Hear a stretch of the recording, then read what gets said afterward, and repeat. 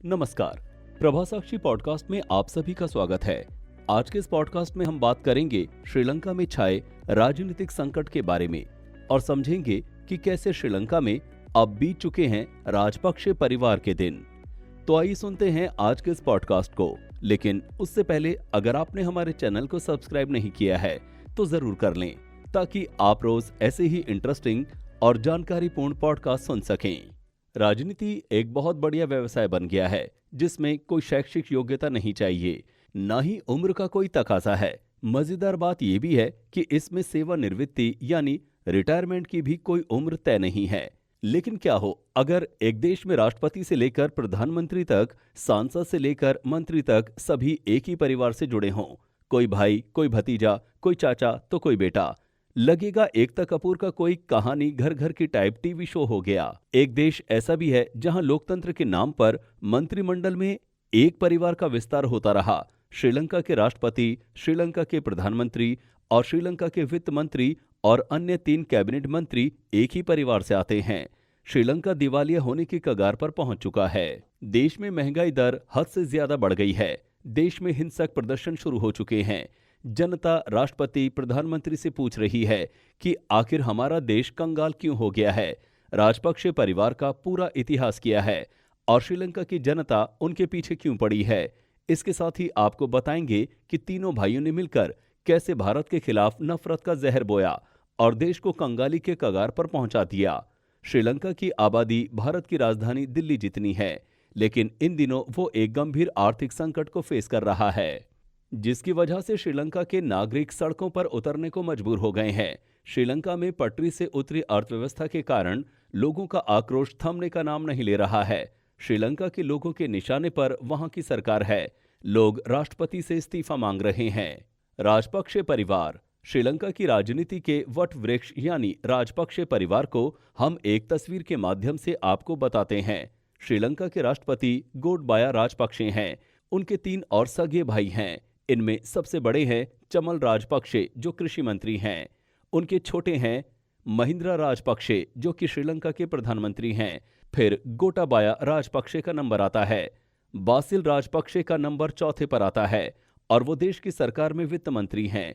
इसके अलावा पीएम महिंद्रा राजपक्षे के पुत्र नवल राजपक्षे भी सरकार में खेल मंत्री हैं। कृषि मंत्री चमल राजपक्षे के पुत्र शशिद्र राजपक्षे भी सरकार में जूनियर मिनिस्टर हैं। इस हिसाब से देखें तो राजपक्षे परिवार के 6 सदस्य सीधे तौर पर सरकार में हैं, जिनमें एक राष्ट्रपति भी हैं। यही नहीं, चमल राजपक्षे के छोटे पुत्र निपुणा रणवाका भी श्रीलंका की संसदीय समिति के सदस्य हैं। ये तो वे लोग हो गए जिनका सीधा खून का रिश्ता है। सरकार में ऐसे भी बहुत से मंत्री हैं जिनका राजपक्षे परिवार से खून का रिश्ता तो नहीं, लेकिन कोई ना कोई दूर का रिश्ता तो जरूर है। हालांकि वर्तमान हालात में महिंद्रा राजपक्षे और गोटबाया को छोड़कर सभी मंत्रियों ने अपना इस्तीफा दे दिया है। ब्रिटिश राज में मुखिया थे राजपक्षे के दादा। श्रीलंका के हम्बनटोटा जिले के गिरुवाप्टव्वा गांव के ग्रामीण भूस्वामी परिवार से सियासत के इस बड़े राजवंश का उभार हुआ। परिवार की जड़ें राष्ट्रपति और प्रधानमंत्री के दादा डॉन डेविड राजपक्षे से जुड़ी हैं। औपनिवेशिक काल में उस वक्त के सिलोन यानी वर्तमान के श्रीलंका में मुख्य प्रणाली चलन में था, जिसे विधान अराची हुआ करता था, जिसके पास इलाके में शांति स्थापित करने, कर इकट्ठा करने और न्यायिक कामों में सहायता की जिम्मेदारी होती थी। डॉन डेविड राजपक्षे सिलोन में विदार अराची थे।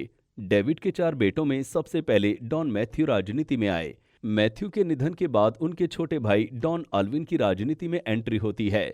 वर्तमान दौर में श्रीलंका को चला रहे राजपक्षे बंधु डॉन अल्विन के ही छोटे बेटे हैं। डॉन अल्विन के 9 बच्चे, 6 बेटे और 4 बेटियां हुई। चमल, जयंती, महिंद्रा, टुडोर, गोटबाया, बासिल, डुडले, प्रीथी और गंदागी। महिंद्रा 2005 से 2015 तक श्रीलंका के राष्ट्रपति रहे हैं। 1970 में पहली बार सांसद बने महिंद्रा लंबे समय तक अलग अलग सरकारों में मंत्री भी रहे। 2015 के चुनाव में हार के बाद कहा जाने लगा कि महिंद्रा का समय खत्म हो गया, लेकिन 1 साल बाद ही महिंद्रा ने अपनी अलग पार्टी बना ली। 2019 में महिंद्रा के छोटे भाई गोटबाया राष्ट्रपति बन गए। महज 3 साल पुरानी महिंद्रा की पार्टी फिर से सत्ता में आ गई। छोटे भाई गोटबाया ने बड़े भाई महिंद्रा को अपना प्रधानमंत्री बना दिया। भारत के खिलाफ जमकर उगला जहर, चीन से नजदीकियां। महिंद्रा राजपक्षे भारत विरोधी बयान को लेकर भी खूब सुर्खियां बटोरते रहे। श्रीलंका की बड़ी आबादी के बीच महिंद्रा राजपक्षे ने भारत विरोधी भावनाएं भड़काने की कोशिश में सफलता भी हासिल कर ली। वहीं दूसरी ओर वो चीन के साथ गलबहियां करते दिखे। यहां तक कि चीन के कर्ज जाल में फंसकर हम्बनटोटा बंदरगाह तक 99 साल के लिए चीन के पास गिरवी रखना पड़ा। साल 2014 के बाद दोनों देशों की राजनीति में बड़ा परिवर्तन आता है। भारत में नरेंद्र मोदी प्रधानमंत्री बनते हैं। वहीं ठीक एक साल बाद 2015 के मार्च में महिंद्रा राजपक्षे राष्ट्रपति का चुनाव हार जाते हैं। लेकिन राजपक्षे के भारत विरोध का आलम ये रहता है कि उन्होंने अपने हार के पीछे भारत की खुफिया एजेंसी रॉ को जिम्मेदार ठहरा देते हैं। महिंद्रा राजपक्षे ने बिना कोई सबूत पेश किए कहा था कि उनकी हार के पीछे रॉ और अमेरिका का हाथ है। श्रीलंका संकट। श्रीलंका में मौजूदा संकट की शुरुआत 2019 में राष्ट्रपति गोटबाया राजपक्षे के तहत सरकार बनने के बाद शुरू हुई थी। श्रीलंका के खजाने में आमद की तुलना में अधिक बहिर्वाह देखा गया, क्योंकि उन्होंने चुनावी वादे के तहत कर कटौती की घोषणा की। अब हालत ये है कि दूध, दाल, रोटी और ईंधन जैसी आवश्यक वस्तुओं के लिए नागरिक आसमान छूती कीमतों का भुगतान कर रहे हैं। कुछ दिन पहले 1 लीटर नारियल तेल 350 रुपए में मिलता था, अब इसकी कीमत 900 रुपए प्रति लीटर हो गई है। द्वीप राष्ट्र अब कर्ज की बढ़ती स्थिति, एक खाली खजाना, अभूतपूर्व मुद्रास्फीति और हिंसक विरोध के साथ एक गंभीर स्थिति में है। श्रीलंका की गलतियां। नवंबर 2019 में सरकार बनने के बाद राष्ट्रपति राजपक्षे ने करों को 15% से घटाकर 8% कर दिया। इससे देश को सालाना राजस्व में 60,000 करोड़ रुपए का नुकसान हुआ। एक और गलती उनके लिए प्रावधान किए बिना वादे करना था। श्रीलंका पर्यटन और आयात पर निर्भर देश है। जब कोविड-19 महामारी के दौरान पर्यटन ठप हो गया और सभी क्षेत्रों में आय में भारी गिरावट आई तो बेरोजगारी बढ़ गई, खजाना खाली हो गया। श्रीलंका के लिए माल आयात करना मुश्किल हो गया। तीसरी बड़ी गलती, अपने बढ़ते कर्ज पर कड़ी निगरानी रखी जा रही थी। श्रीलंका पर विदेशी कर्ज 2 साल में 175% तक बढ़ गया है। देश का कुल कर्ज अब 2.66 लाख करोड़ रुपए है। जानकारों का कहना है कि मौजूदा संकट के लिए अकेले राजपक्षे सरकार की दोषपूर्ण नीतियां ही जिम्मेदार हैं।